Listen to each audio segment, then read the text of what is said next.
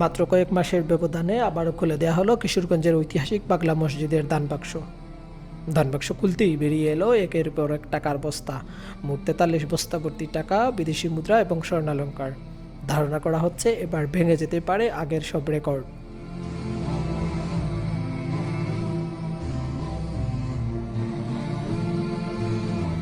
দেশের অন্যতম আলোচিত ধর্মীয় প্রতিষ্ঠান পাগলা মসজিদে প্রতিদিন হাজারো মানুষ আসেন, কেউ মানত পূরণ করতে, কেউ দোয়া চাইতে, আবার কেউ কৃতজ্ঞতা প্রকাশ করতে। সেই বিশ্বাস থেকেই প্রতিদিন জমা পড়ে কোটি কোটি টাকার দান। নির্ধারিত সময় শেষে যখন দান বাক্স খোলা হয়, তখন পুরো দৃশ্যই যেন উৎসবে পরিণত হয়।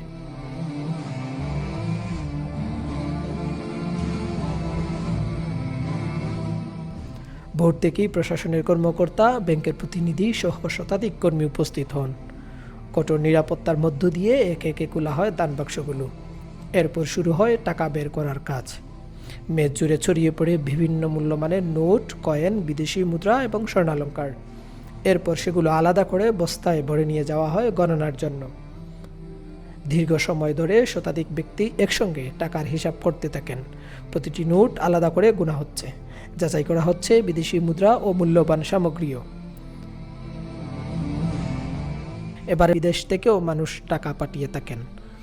এই বিপুল অর্থ মসজিদের উন্নয়ন, ধর্মীয় কার্যক্রম এবং জনকল্যাণমূলক বিভিন্ন কাজে ব্যয় করা হয়।